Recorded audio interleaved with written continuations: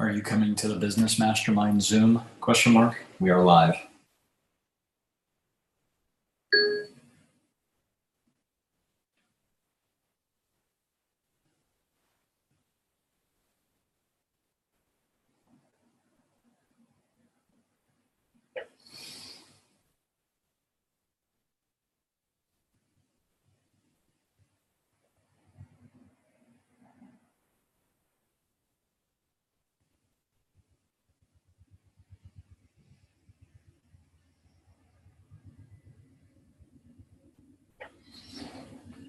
Recording, and we are live. Welcome back to the Mastermind.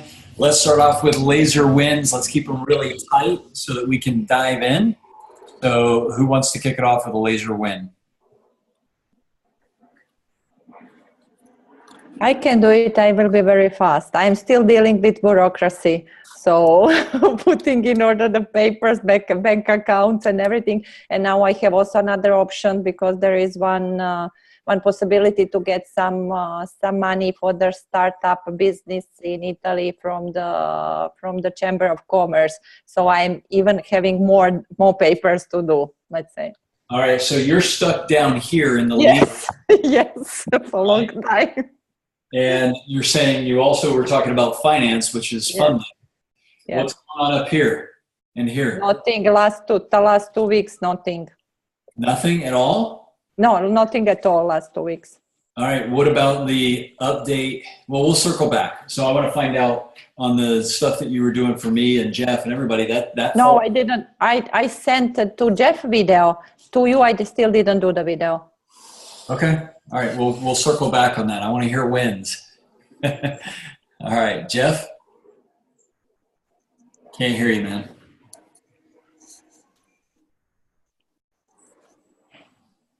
I had on mute.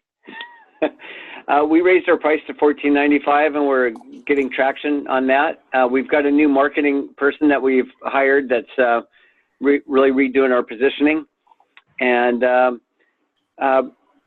we had a good month end. I'm setting up a lot of continuing education people that are.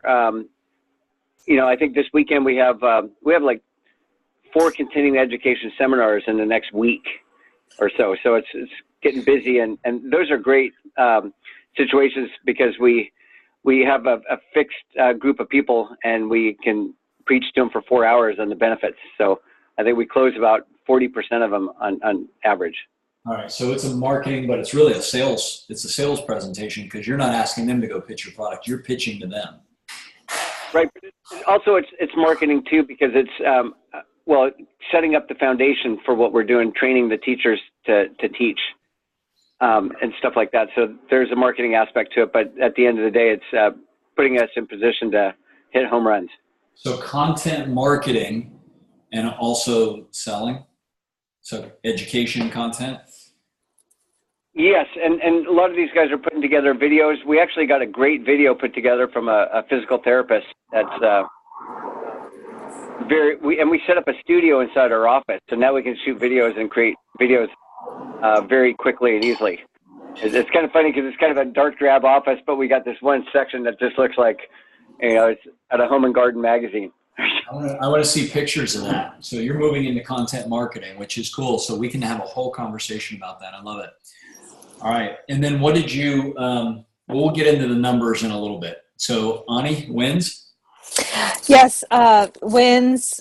So moving forward with a ground up project, it's a development project. So right now it's just land and working with an architect and developer and investor to actually, so it's my first project doing the interior architecture for it with this project completely ground up. So it's super exciting. And then the other projects is working with West Elm that's opening in the Solana Beach District next week, and I've worked out with them to do some pop-up shops in my own business. So it's a collaborative cross-promotional thing where I can speak and have pop-up shops and leverage their brand for marketing. Love it. And so it's perfect timing because they're just starting out right there in the design district in Solana Beach. And also I'm working on a speaking engagement at one of my projects, a co-working space outside in in Encinitas. So I've been working on marketing and getting out there. Awesome. What are you doing to video this ground up project?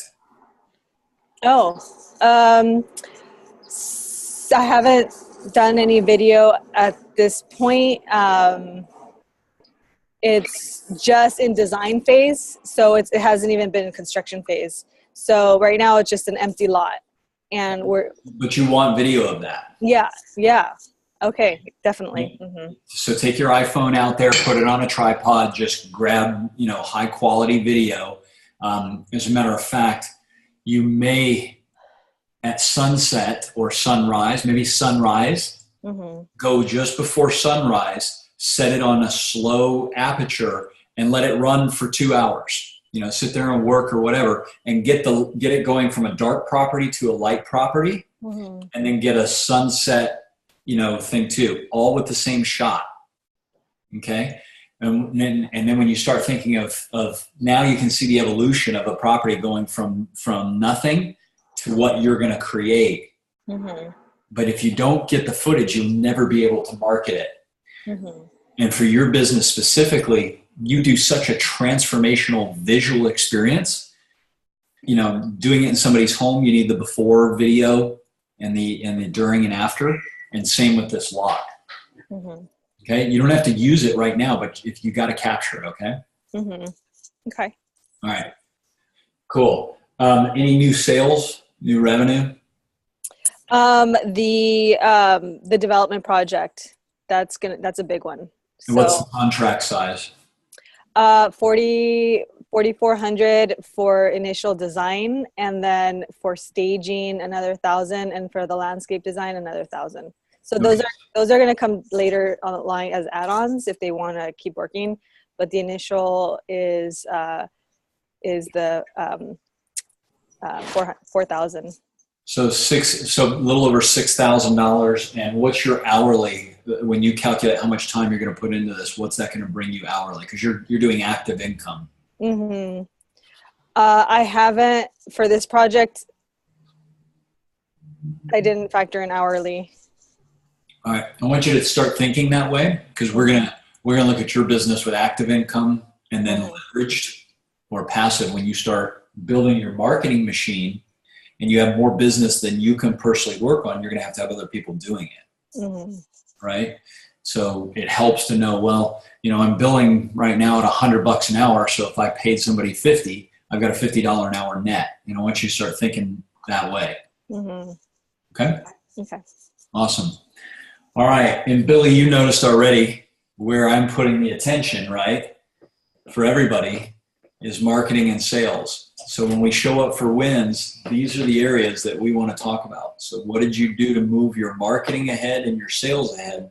All this stuff is great, but down here, all this is great, Billy, but don't get trapped into, I got to do all this, because if you don't get to this, you don't make it rain. Mm-hmm. Okay? Noted. Cool. All right. And that's going to be the focus until everybody's over 1 million. And Jeff, I know you're over 1 million already, but you're in growth stage still. So this is going to be the core conversation of us. How do we get you focused on marketing and sales? Because you can hire all this other stuff, right? And eventually you can hire marketing and sales. All right. You're on mute, Jeff. Another win is that we put together a marketing plan to get us to 10 million in 2 years. So nice. I think it's going to be a completely different company. The first 3 million is kind of a startup mode, and now we're kind of a maturing phase and going to some heavy growth, and we've got a lot of good opportunities. Have you read this book? Have you read this book yet, Jeff, called Navigating the Growth Curve? No. Okay, so this is a good book for each of you. And I'll tell you what page to go to in this book. I need to bookmark this because I keep having to hunt for it. It's called Navigating the Growth Curve. This uses a story to tell. But this page right here on page 127, what it shows is it shows the 7 stages of growth of a company.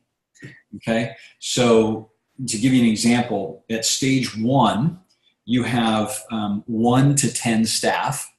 right? You have 0 managers, you have 1 executive, and you have what's called the 4-to-1 builder ratio. So 4 builders over the managers, right? So it's really about everybody's in growth mode, and they call it the 3 gates of focus. 1 is your profit is number 1 focus. Number 2 is the people, and number 3 is your process, your systems. Okay, now that changes as you move on. So when you're going and you're under $1 million at this stage, or under $1 million, the primary challenges are cash flow. You're destabilized by chaos, sometimes slow product development, getting to market, right? So getting caught into all this stuff. I know you're past this already. Limited capital to grow, and the goal is to improve sales process. So I think you're past that. You're probably closer to a stage 2 business. Okay, so 11 to 19. Anyways, it's in here, and it shows the problems that you deal with in each stage, and I think it's pretty cool. It's a good little map. So you may want to pick this book up. It's by James Fisher, Navigating the Growth Curve. All right. Cool. Okay. All right, and here's my big win. See my tattoo? Wow. Completely fake. I cannot see anything. I lost you. See that? Can't see the gun show? Look at the gun show. Look at the tricep.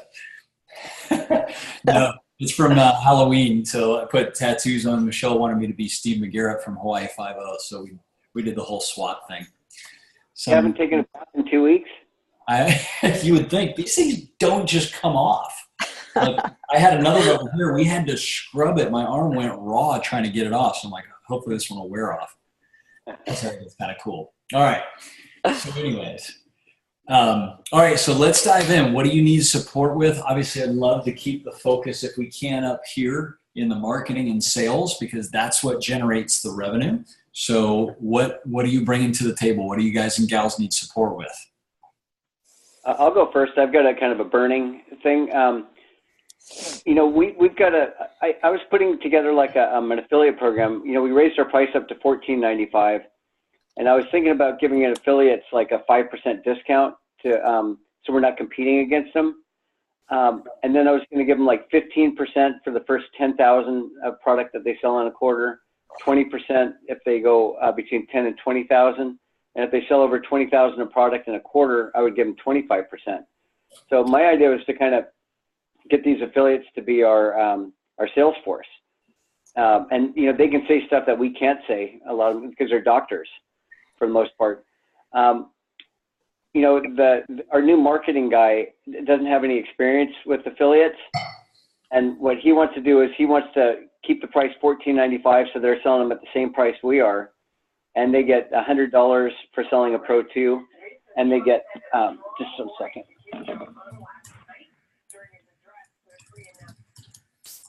And they get $50 for selling our Juvenate. You can't motivate doctors with $50, especially when their patients aren't going to come in as often since they have the rapid release. And I'm kind of outnumbered like 2 to 1 because Stan's friend, the marketing guy. And so when I bring up something like that, they just tell me, and as part of the business plan is like, they're showing, well, we're going to sell to 3,000 docs this year. And out of that, 15% are going to be affiliates. And each of those affiliates are probably going to sell 10 Juvenates a year. It's like, you really think these docs are going to be taking the time and effort to do orders and make $50 a piece? Yeah. So what's your question? Because just off the top of my head, that's a marketing strategy, is to run an affiliate program, and it requires a lot of resources. Well, first off, it requires that your marketing and sales is already proven and converting, and then it's a separate channel. So affiliate should be treated like a channel, and it requires resources, it requires time, it requires support. So does that make sense for your business, or if that time and energy was put into just growing it yourself? No, I think it does. We've already done the time, effort, and we've got an affiliate program right now. And I think that it can easily be 10, if not 20% of our revenue. I mean, to me, it's a golden signal for us. But I guess my question is, if we're selling for the device for the same as the affiliates are, they'll be losing sales to us. And, you know, they probably won't be happy about that. So I was always thinking like giving them free shipping or some kind of incentive to them. I see it differently. I think you sell your product for whatever your regular price is. And your affiliates are taking a piece of the commission because they're bringing you a client. They're doing marketing and sales. So I don't adjust the pricing and give them a better pricing than us. It is simply a channel, and they do it or they don't. So for me, like, I'm not going to discount some of my programs so that they can sell it cheaper. Okay, that makes a lot of sense. I think, you know, and what Scott mentioned is that if you give them enough commission, they can come up with something themselves to add some value to it, to make it, like, if you buy through me, I'll show you how to use it. Or if you buy through me, I'll, you know, give you a free chiropractic adjustment or something like that. That's fine. They're adding value, but they're not changing your price and lowering the value of your product. So, right. I think that, what do you think is a fair commission rate? Whatever, there is no such thing. Digital products are, you know, you're looking at typically 40 to 50% on a tangible, shippable product. You know, 15, you know, to 20, 30% would be the max. It depends on your margins. And I look at this and I go, if this is 15% of my revenue, I'd be surprised. I'm surprised that 15% of your revenue comes, well, I guess the doctor's your distribution channel, huh? Yeah, because when they use it on the patients are all like, how do I get one of these? So, you know, either the docs are going to say you can't buy them, or, you know, they're $1,500 or something like that, and because they want to protect their business, or else, you know, we've got some docs that are selling 20 of them, or 10 or 20 a month. Then ask those 10 to 20 a month if they're, you know, if they're happy. What do you need for support? And if they tell you, I'm not making enough money to recommend this, that's one thing. But a lot of times it's not about the money. Well, like for the guys that are selling 20 a month, we're giving them to them at $300 a piece. So they're making $200 on each one. So they've got a lot of incentive to sell these to everyone that they they work on. And they're kind of like selling them while they're using it on them. But if we're going to get $50 profit to them, I see that all drying up. So I don't think that my partners understand the way that affiliates work. And I feel that if it's a digital marketing thing and you're just like sending people to Amazon or something like that, if you make 3% or 5%, you know, it's probably worth for affiliates to do that. But we don't want those kind of affiliates in our program. We only want doctors or massage therapists or someone who's a professional selling our product. And so your real challenge is your partners want to lower the amount that they get. You want to keep it the same?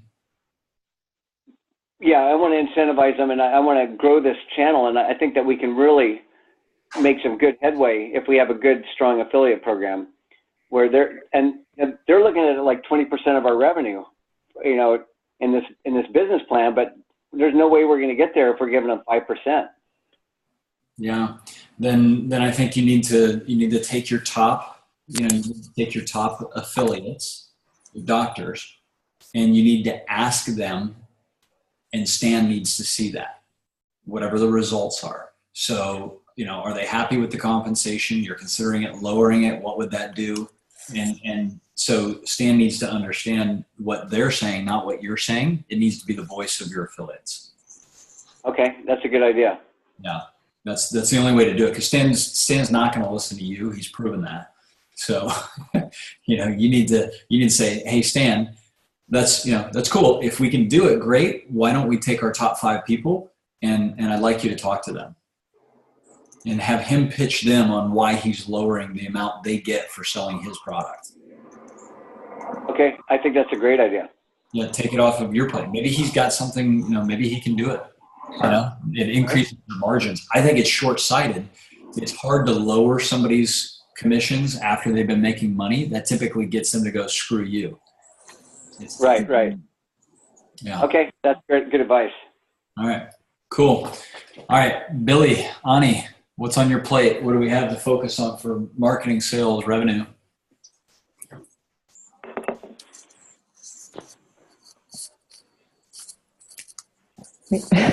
Well, one of my challenges is actually with the project that I'm not sure if this is relevant, but it is a challenge it's kind of bottlenecking me right now with trying to catch up from being back from Portugal for a month and catching up on 2 of my projects I have in La Jolla. And on one of them, I'm going to have a conference call with them tonight, but we went over hours, design hours. So I gave them, it was already about 70 hours exhausted, and they paid in full, and I gave them all the design and even the links they wanted to go purchase on their own, but they didn't purchase when I gave them the links. And so now there's some things that are unfinished. So now it's like a weird, and it could be an amazing portfolio piece to have a beautiful ocean view. So I'm committed to that project, but at the same time, there's some weird energy that, so, how would you recommend to navigate that where, my design assistant was supposed to step in while I was gone. They didn't want to work with her. They wanted to work with me directly. So, and now the project is delayed and they were, they don't have their setup yet. So that's kind of a challenge that I'm kind of bottlenecking. And so tonight I'll be trying to resolve. I've already offered them, however I can help them with things that went out of stock or because they didn't purchase. They said they just didn't know that things could go out of stock, but everybody's buying around the same time. So it's just the nature of online, buying online. So if there's any recommendations or things how to navigate something like this. So let me ask this. Your outcome is to actually go back and negotiate more. Basically, you need to resell them. Is that right? So I tried doing that while I was, so right before I left to Portugal, I went over hours, about 20 hours. And I just said, I want to do as much as I could before I left. And then I said that I could continue to help them. And so I did give them the opportunity to help with, to sell them with my design assistant. So kind of like as my clone. And it wasn't actually selling. It was what we had negotiated is if the project wasn't completed by the time I was gone, then it would be like a $500 discount. And then I said, well, my design assistant could take over and I'll be working with her directly. So it's not like I'm actually gone. They didn't want to take that offer. And so the project got delayed. They didn't purchase. They kind of just let it go. They said, oh, we have our executive assistants that could purchase and help with installation, all that. But obviously they didn't, their executive assistants are designers. So the project went on hold and they got upset and then came back and said, well, the stuff that you sent us went out of stock or it went up in prices. And so, my design assistant could have been there to help and support, but they didn't want to take that. So now I have to figure out how I'm going to work with them. They already said they don't want to pay more. They actually asked for a refund. But I already invested 70 hours on that project. So I can't refund. I can't refund the time I spent. So, and they have all the links, everything. They have to purchase over 200 products they could have purchased at any time, which they wanted to do because they wanted to put it on their credit cards to get mileage hours, flight hours. Okay. So have you met face-to-face with them yet? No, tonight we're going to have a conference call. All right. So I have my approach on this, but I want to hear Billy and Jeff's approach because I want to see how you would negotiate. Does everybody understand the situation? She had an agreement. They have not followed the agreement, right? But now they're also upset, thinking, "Wait a minute, you didn't tell us that prices could go up or this or that or whatever," which is out of your control. But in hindsight, sure, I told you that that supplies are not unlimited. So you can kind of frame it that way. But now in a situation where your choices are to either just cut the project, right? And say, we're going to get to a place where there's an impasse. You're asking me to put more time into the project and I can appreciate that. But I can't do that because, I've already gone over this project by X, or we can help drive this to completion, which is what you really want, right? So, I think you've got to take them into, well, I'll answer. You've got to take them into the future state of what they want. They have to be re-excited about what they originally wanted. They have to embrace their side and your side of what happened in the experience. And it sounds like they've got to take some responsibility, and you do. The thing that I would do is I'd take responsibility for my piece the way that they're seeing it, and just, when somebody comes up with something like, well, you didn't tell me that prices could go up. You didn't tell me that it would go out of stock. Then I would always turn those back to them and say, so, I just, maybe I just assumed, and that's my fault, that you would understand that there's not an unlimited supply. These are unique design pieces. And of course they're going to go out, or they're going to raise the price. That's why my team gave you the access to the resources, and you wanted to get miles, and I totally get that. So that's why when we do all the work for you, it's important for you to execute on this so you stay within the timelines and the budgets. So, and you also, Ani, need to be able to walk away from the deal. There's times where I've fired plenty of clients because they just don't get it, or they're difficult to work with. And this person sounds like they're trying to save a penny over here and get miles over here and doesn't want to pay you here. And it's like, that game can suck you into a loss. So that's my feedback. Jeff, Billy? I'd like to just talk a little bit about what you mentioned in that book, and also what Scott really tried to drill into our head, and we're still struggling with it a little bit, is the systems.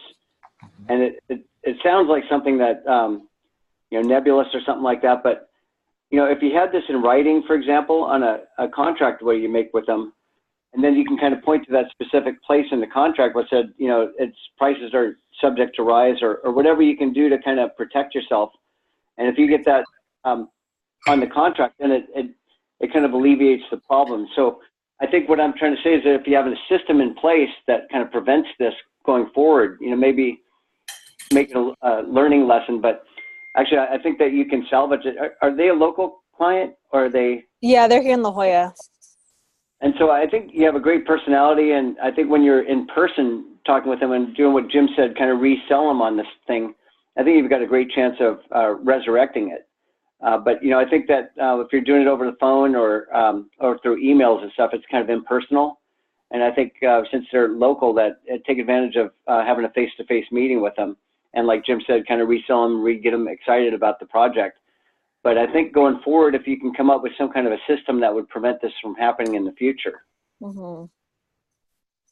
Mm-hmm. Yeah, and you have to listen to what they say. I was on a call with somebody yesterday who's in the mastery program, and he has not shown up. He literally just hasn't shown up. I've personally reached out to him multiple times, and at some point I started reminding him, and I said, hey, you crushed it in the 90-day, you crushed it in the first quarter of mastery when you were engaged, but then you went off and started doing some other stuff. I reached out to you, my staff reached out to you, everybody was there, we delivered on our piece. You just didn't show up. What's the lesson in that for you? Mm-hmm. So it's like at some point you have to have the boundary, but I agree with Jeff. I think face to face and re-engage them in what it is that they want and show them. Another thing is to let them vent. I think it's kind of like that judo thing when they blast you and you just kind of, just let it go past you and let them get all that out. And I think that makes them feel a lot better. and then that's when you resell them and get them engaged to work with you again. Mm-hmm. Billy? Yeah, I agree also with the last thing that Jeff said, to let them speak maybe at the beginning so they can calm down, and you can understand also where is the problem, why do they think as they think, and to find the balance between what are your needs, what are their needs. And also at the end also, if the people are not the right people, however, to be also ready to leave it. Because if somebody at the beginning is creating a lot of problems, it's a matter also to find if there is something, just a small thing that you can go you can find the balance between two of you. Otherwise, if it's something that from the beginning is creating a big problems, so I don't know if on the long run it can be changed. I don't know if I explained myself. And it goes back to ideal client profile too. I don't know who these people are. Maybe they are your ideal client. And as Billy said, listen to them. Jeff said this, listen to them, take it in, just align with them. Wow, I can see how that would be upsetting. That would be challenging, da, da, da, da. And then that tells you their come from, their beliefs around what they think happened. And then that gives you a chance to redirect. The other piece is, goes back to the avatar. I don't work with people that I don't enjoy. There's certain groups of people I won't work with. I don't work with attorneys. I don't do coaching with attorneys. You know why? Because attorneys love to fight. They love to argue. They love to sue. They're a pain in the ass. So I don't get into relationship with them unless they're on my team, but I don't sell them as clients. There's types of clients that just based on who they are, it's difficult. Another one that's sometimes okay and sometimes tough is engineers. Engineers are very, very good thinkers, very difficult to get them into their hearts, and they can overanalyze things to the point where they end up not doing anything. That's not all of them, right? But as an MO, engineers find the problem in everything, right? If they build a bridge, you want an engineer figuring out how that thing could be at fault. But that doesn't work. That thinking doesn't work in building companies and businesses. You need people who think differently. So look at that too. What does this person do?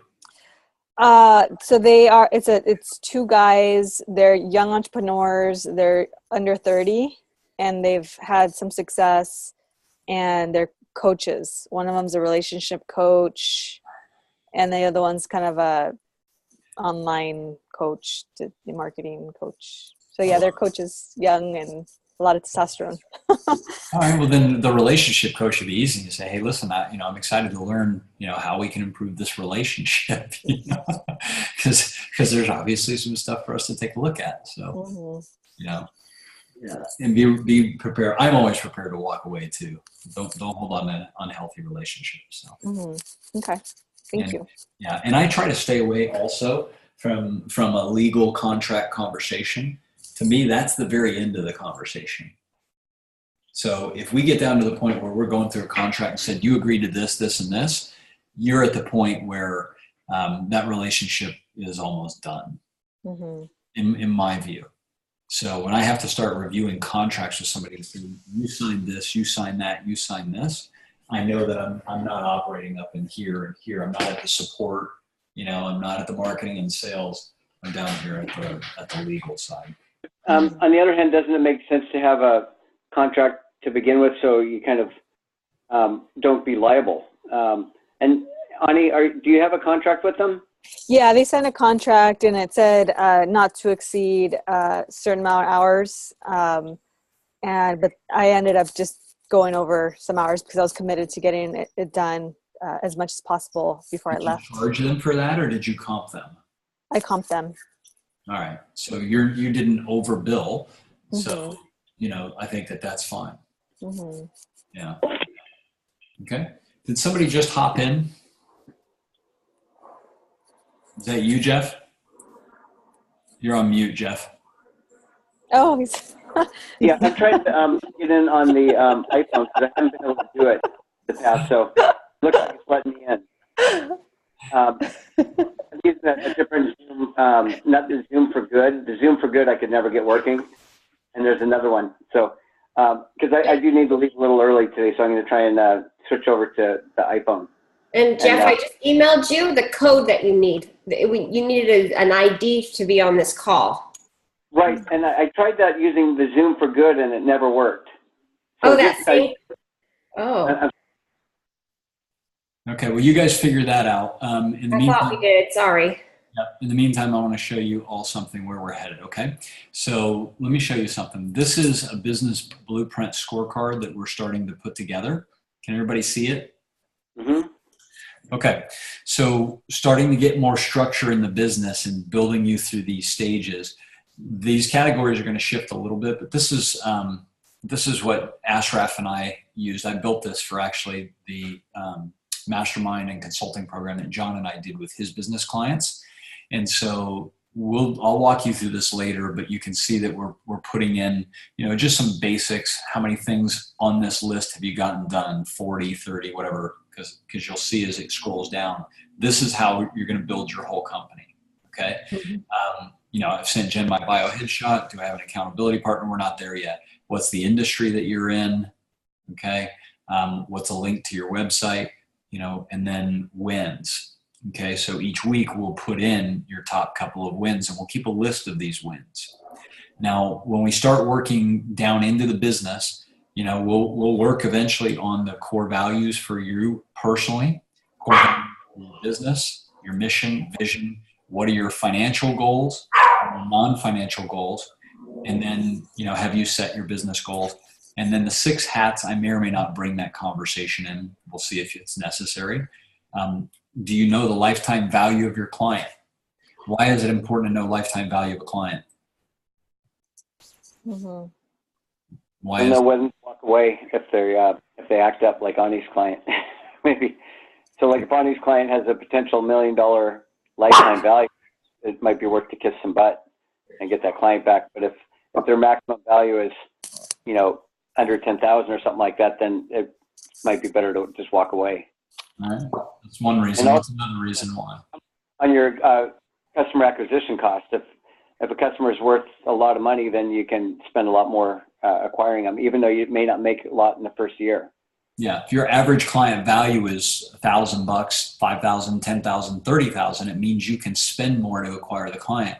And the key to the game with advertising is he who can spend the most wins the game. It's not he who spends the least. It's he who can afford to spend the most to acquire that customer wins the game. This is why when you have your offerings, you have upsells, downsells, other revenue streams, that kind of thing. So if I can only afford to spend $30 to acquire a client, and my competition can afford to spend $100 to acquire that same client, they're going to win. Does that make sense? Ani, do you get that? Mm-hmm. Okay. Which is why you have to understand your margins. So revenue plan is where we're going to talk about really just marketing and sales. What's your revenue plan, which is different than obviously your P&L. Perfect client profile. We started talking about that a little bit. Who is your ideal customer?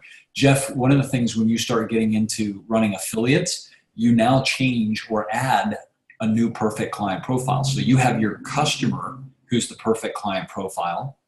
And now you're bringing on your doctors, which is another perfect client profile. Their needs and wants with your company is different than the customer's needs and wants. So every time you add a client profile type, you also add in new marketing conversations and materials, new sales processes, new support processes. Okay. So if you only sell one product that solves one problem for one type of client, then you can keep, your marketing and systems, pretty simple. The moment you add another product or you add another client type, you now have a new conversation. So with Power, for example, we sell our software to anybody and everybody. Well, that's a direct sale conversation. We're now focusing on real estate as a channel, but I'm selling to brokers and to real estate agents so that they can sell to the homeowners, right? So our primary client was homeowners, but now we're starting a channel called real estate, and I've got to sell to brokers differently than I sell to agents, and I've got to teach them how to sell to our homeowners. Does this make sense? So every time you do that, you have marketing, sales, support, technology. It expands the complexity of your business, which is why you have to look and say, okay, with where we're at in our business, would we do better selling direct to the consumer, or do we sell B2B? Those kind of things. But it comes down to perfect client profile. What are their psychographics, demographics? What are their wants and needs, right? You might have multiple perfect client profiles. Yeah, you will. You will. And that's what's cool is, you know, a perfect client profile is a one pager on this person. Okay. So that perfect, or avatar, if you will. And when you define an avatar, so Jeff, give me one of your avatars or perfect client profile. A chiropractor. Perfect. Now your chiropractor is not using it on them. They're using it on who? The patients. Patients. And so what's an avatar of the patient? Someone that's in pain. Okay. So let's just say for a second that you have, you know, Jumping Jim as your avatar, and Jim is a volleyball player. Jim goes to the chiropractor. Jim goes to a massage therapist. Jim is in pain because he's 48 years old and still, you know, surfing and playing volleyball, right?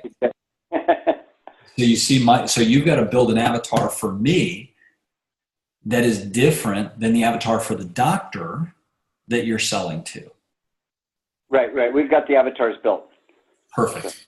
Okay. So that helps you with their wants, needs, hot buttons. And then this all goes into your core marketing message, which I know Scott worked with you on. Your elevator pitch is, how do you say in 30 seconds or less, here's why we do what we do and how we do it. Okay. Headlines, taglines is a subset of marketing. Those are just the catchphrases. And then what are your lead gen strategies? How are you driving people into the top of the funnel, middle of the funnel, and bottom of the funnel? Okay. So the lead generation strategies. Then what are the materials that you create to generate those leads? Now, content marketing, which is what Jeff said he was starting to get into, right? Content marketing is a lead generation strategy. SEO, right, is a lead generating strategy. So some people may go, I don't really want to do SEO, or, oh my God, I love SEO, but that's just a strategy. Okay. And then how am I converting those? You know, the big talk right now is about funnels, but a funnel may not be what you need. It might be might be that your lead generation strategy is events. In other words, whenever we show up at events, whether it's a trade show or whatever, we generate a lot of leads there. What's my conversion strategy? Those leads now go to a webinar. Those leads now go to a one-on-one call. Those leads go to a business assessment where you're assessing their SEO, right? Is this making sense? Okay. All right. And then distribution channels. How are you getting your products and services out there? What are your sales strategies and tactics? You know, marketing plan outlines, sales process maps. You know, what's your website copy? Is it all in alignment with your marketing message and strategy for conversion? You know, are you using landing pages for specific customers and that product? So, you know, Ani, for example, you may have a different landing page for a CEO that's doing it than a CEO who wants to do his office. And then because of that, it goes down a different process for selling. Okay. Billy. Jim, I noticed there's no positioning category, and I think that's really important, especially for all of us, because we all have kind of unique positioning strategies. Because I think all three of us are kind of going after more high-end clients, and you know, how do we differentiate ourselves from everybody else?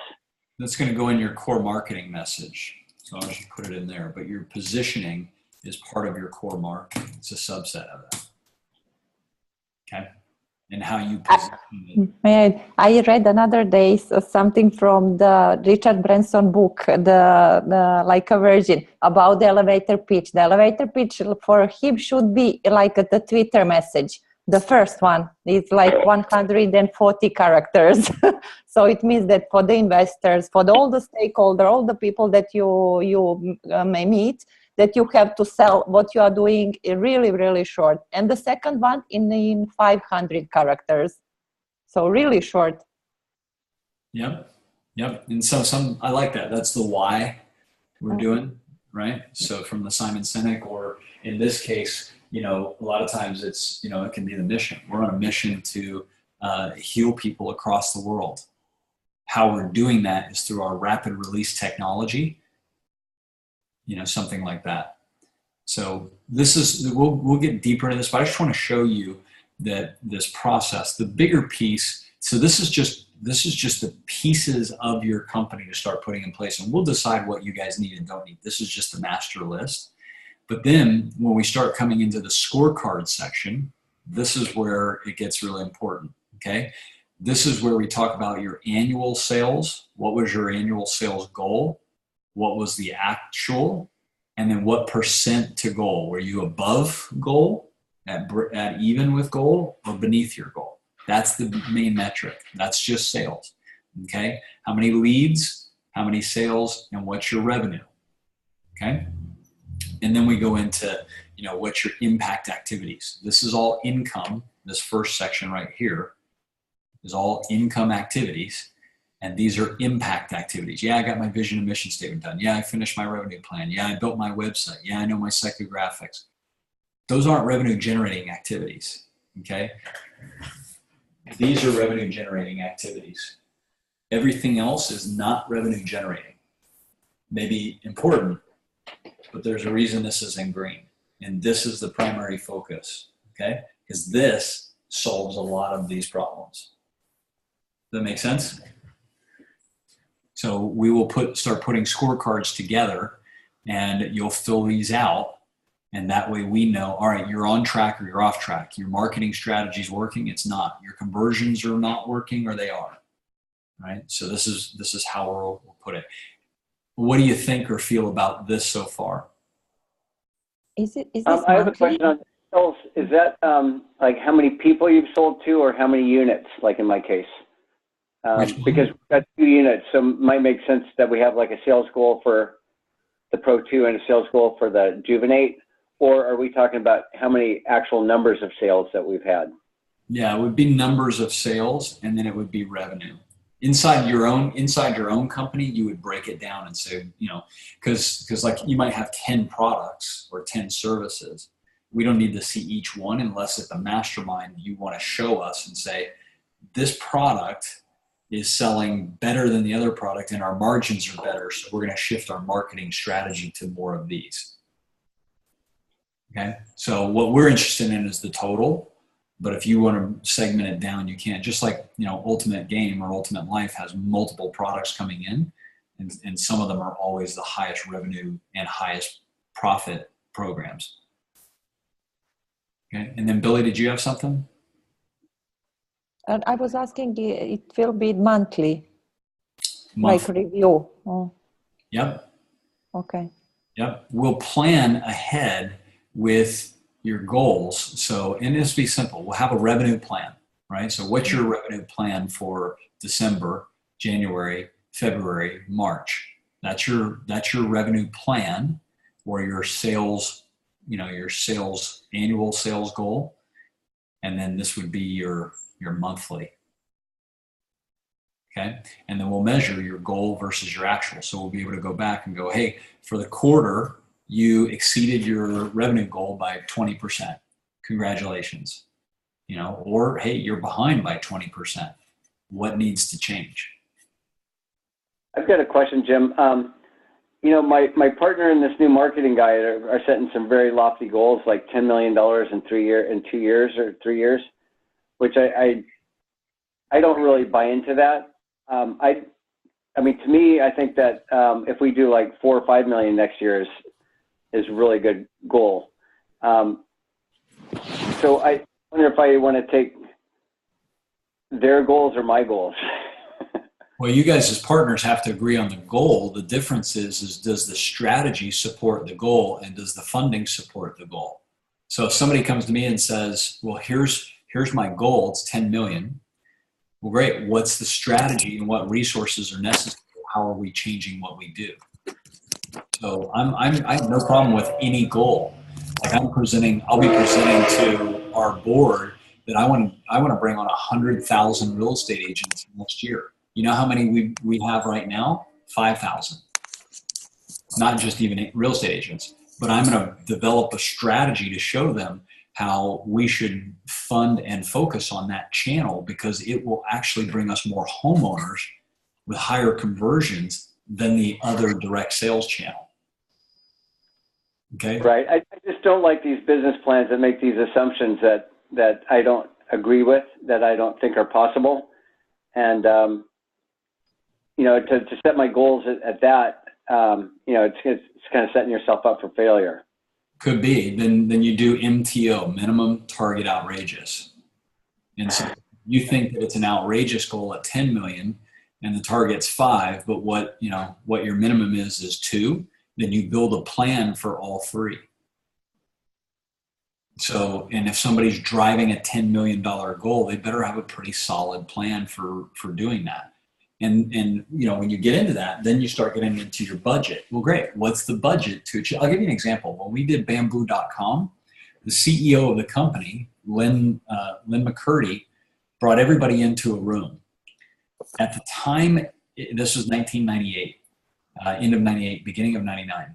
He said, gentlemen, we're going public and we're going to set a goal to sell 100,000 virtual tours in 1 year. You know how many we had sold to that point? 0. You know how many our competition had sold? They were selling the camera, not the actual tour, but the camera, do it yourself, to agents. And they had sold a total of 10 cameras in a year. And so our CEO said, gentlemen, we're going public. We're going to raise $40 million. You've got to figure out how we're going to sell 100,000 tours and generate 30 million in revenue. Don't come out of the room until you figure it out. So he set this crazy ass goal and nobody knew how to do it.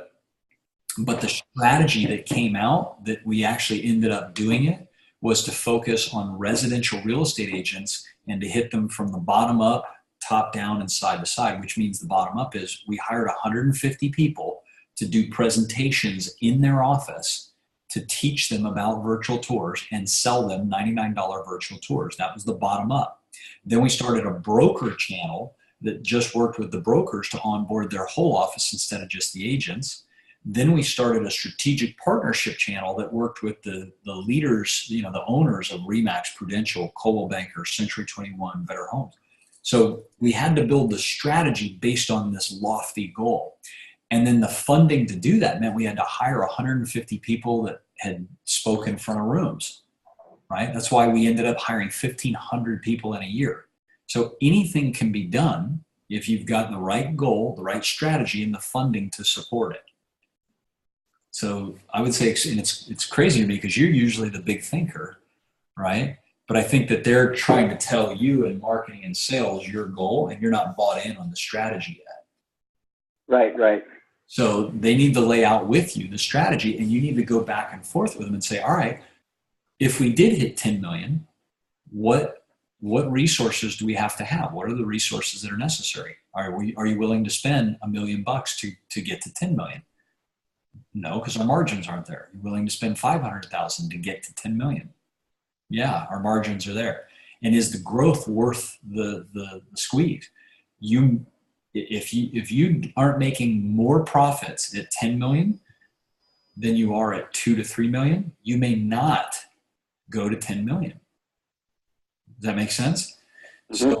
So growth is not always good unless there's an acquisition at the end of it. So you're looking to get acquired, and now your revenues have piqued the interest of somebody who acquires you, and you guys exit with $10 million each or something like that. So you're asking for a bigger game, but your goal has to have a strategy that you and everybody else buys into. Took us 2 days to come up with that strategy, by the way. 2 days of being locked in the room, and it's frustrating as shit, but it was cool. All right. By the way, I know this is kind of a direct communication with Jeff and I, but Ani, Billy, do you have any questions about that? No, it's good. Good stuff. Getting value from it. Okay. Yes. Billy, what are you getting out of that? Because I want to see if your thinking is. Yeah, for me, all of you have the business is established, so you also have the trend, you have the numbers behind that you can think about. For me, everything is possible since I am just starting. So also to put the goal, and also okay, I was studying for a long time, let's say, and this, so I know that there are a lot of possibilities about that, but to make the goals, and the hard part, to split the goals in the quarters, then to split to the month, and to split to the week, and to know what I have to do today in order to do that, to reach that goal. So that is the hard part from today, from this point. So let's start, because you have to do this, okay? Mm. So let's look at 2018, right? So there's 53 days left in the year right now. All right, there's 53 days. Are you going to take on your first paying client in the next 53 days? Yeah. Yes or no? Yes. Okay, you're going to take on your first paying client. All right, perfect. And do you have a marketing plan in place, even if it's just relationship or network or? Yeah. Yes, I have the dog. That's your marketing plan?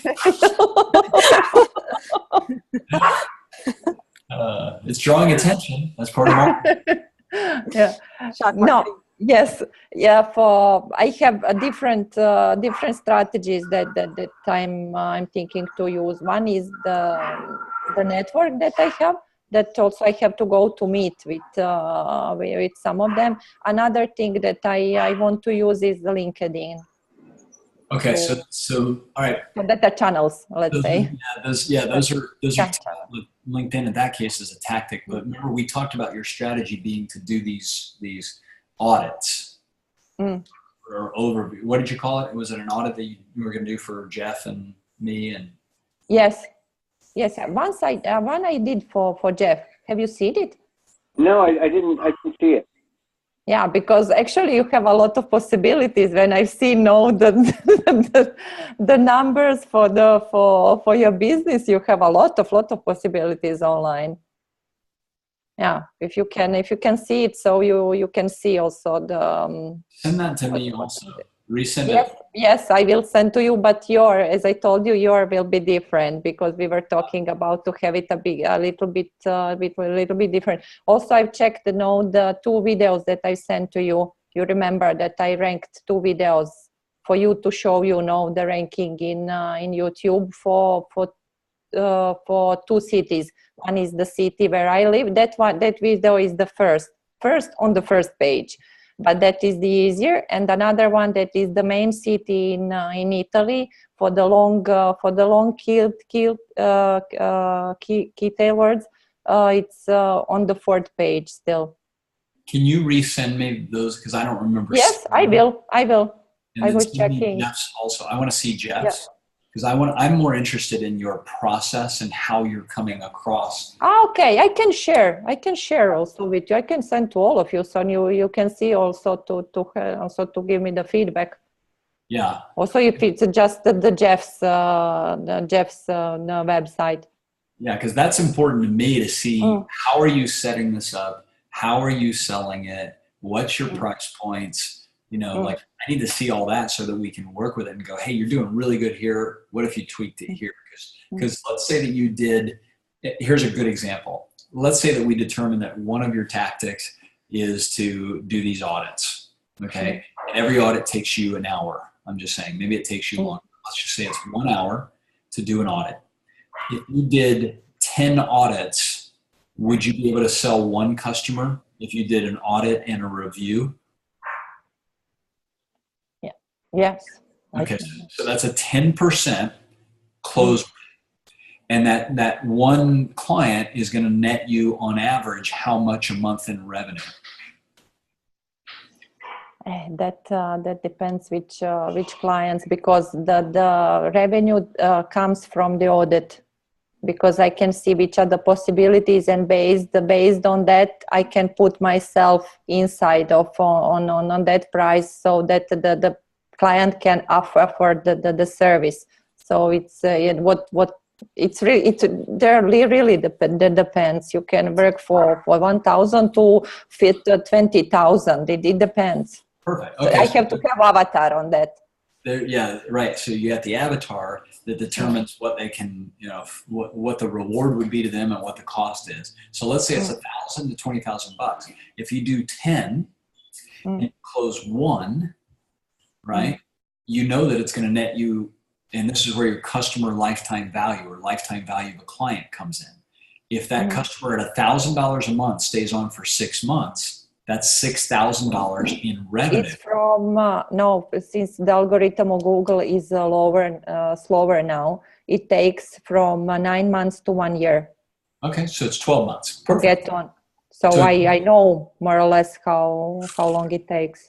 So somebody's signing a 12-month contract at $1,000 a month, right? This is good. This is what we need. We need the structure. So now if you do 10 audits with the right client or prospect, you do the reviews, and 1 out of those closes, that's a $12,000 annual revenue, assuming everyone pays. That's good. So now I'm going, okay, what's my margins on that? Because it's your time in the beginning and then somebody else's time eventually. But I would put a price tag on that position. What could I hire somebody to do that work for? Okay? To fulfill on that client. So you get the client, somebody's got to deliver that work. It's worth $100 an hour. And maybe they spend 5 hours a month. Okay, so $500. You're charging them $1,000. So you have a net on that of $500 a month. That's great. That tells me that I can afford to spend $500 to get that client. So if I can get 10 of them in and 1 closes at $1,000 a month, I can afford to spend up to $500. Now I won't make any profit, but I just added 9 other people to my database too. Right? So, and again, if it's 5,000 or 20,000, now you're doing even better. The reason I'm saying this is now we start to build your marketing pipeline, your funnel. And if you have 100 people that come through and 10 of them buy, you're at $10,000 to $200,000 a month in revenue. All right. And that's what we need to build for you. So we're going to take on your first client between now and the end of December. Okay. How many audits you need to do till you get that first client is what we've got to determine. So, it might not be 10, it might be 5, it might be 20, it might be 100. I don't know. But you're going fishing and you're going out there, you're going fishing and you're like, all right, what's the right pond to throw this bait in? The bait is the what? What's the bait? How to get the lead. No? Kind of. What's the bait? I don't understand the word first, bait. You ever seen somebody fish? You ever fish? Yeah. So at the end of the hook. Okay. I understand. What does the fish want? How to get them? How to I don't know. All right. So the fish is going after the worm that's on the end of the hook because the fish is hungry, right? You're providing clients. What your clients want is clients. They don't want traffic. They want clients. Yeah, that's what I'm describing in the video. I am just working on that. I am not going to talking technical stuff because people they not care. They just care about the business, what they get from that. Perfect. So when you get them on the hook, the way you migrate them is with the review or the what do you call it? The audit. The audit. The audit, yeah. The audit. So that's what they're coming for is they want more clients and more money. Your audit is the thing that hooks them and lets you bring them into the boat, right? So that you can then expose their strengths and weaknesses and offer them the solution, which is your service. So the more times you can cast that net out and bring fish into the boat and take a look at them and go, this one's worth eating. This one I got to throw back. Now you've got your business and you're starting your funnel. Okay. So this week you need to get your first audits done so that I can see them. Okay. And review them. And, same Jeff and Ani can look at this too. I think it's important for, Ani, you probably need a process similar to this too. You probably have one, right? Where you go meet the client, and you do some kind of an assessment or audit on them or their space or whatever. And then you have your enrollment process. Okay. So same thing. All right. So Billy, that's your work this week. I want to see those as soon as we can because we can't get you revenue until we can get this process going. Okay. Okay. All right. Let me see if there's anything else Jen wanted me to cover. And I'm doing my best to keep this to the time that we agreed on too, by the way. So we covered the wins, your topics, dashboard metrics. I have in here a note Jeff's avatar and surveys. Did you work on some avatars, Jeff? Yes. Did you send them to me? No, I'll get them for you. Send those to me. I'll review them. Donna needed help with content schedule. I'll talk to her offline. We wanted to set numbers for each of your business. So here's what I'd like each of you to do. We need to start looking at your 2018 goals. If you can do your annual goals, we're going to do annual and then quarterly. Okay. Sales and revenue goals, your financials, get them the content life cycle. Jen, do you remember what content life cycle was? Jen is on. She may not be. Billy was going to work on the SEO for 10 sites. Content lifecycle worksheet. Content lifecycle, it was attachment the last time, from Digital Marketer. Top of funnel. Yeah. Okay. So we've gone over that already. I got that to you, right? Yes. Okay. So that's just top of funnel, middle of funnel, bottom of funnel. I have a copy. Here, let me show it to you guys again. I know Billy knows what it is, but sec here. I just put it back into here.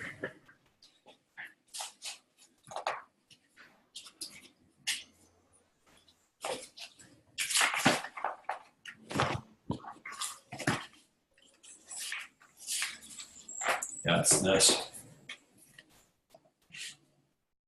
So I sent it to each of you. It's just tofu is top of funnel, where you're casting a very wide net. Middle of funnel is where they start, downloading and engaging with you. And bottom of the funnel is where they're buying your products and services. So you're not going to get everybody at the top of the funnel to buy stuff. You got to move them down the funnel. Okay. So, all right. Any last minute questions before we wrap? What about live meeting? Because Jen, she wrote that you wanted to postpone or something like that. Yeah, so I think we're going to stick with our original dates. What happened is the hotel let us know that if we want those dates, that they're going to have to put us into one room one day and another room the other day. And so one room is kind of just your average hotel room. The other one is an ocean view, room. And I wanted the ocean view room for both days. But strange, you wanted the ocean view. Oh, you know what I was thinking of? Wait a minute. So let me apologize. I apologize. So the mastermind we're doing here at my house. So the 2 days of the mastermind, it's for the wealth workshop that I was inviting you guys to, which is the other 2 days. And that 2 days is the Saturday, Sunday. And they are, they're saying, hey, you can have this room one day and the ocean view the second day. So the weekend prior, we could have the ocean view room both days for the wealth workshop. So I don't know if it's worth changing. I think we're going to stick with it and just have the first day be in the regular room and the second day be in the ocean view room. Okay, so we're going up to look at the properties today, or one of our guys is.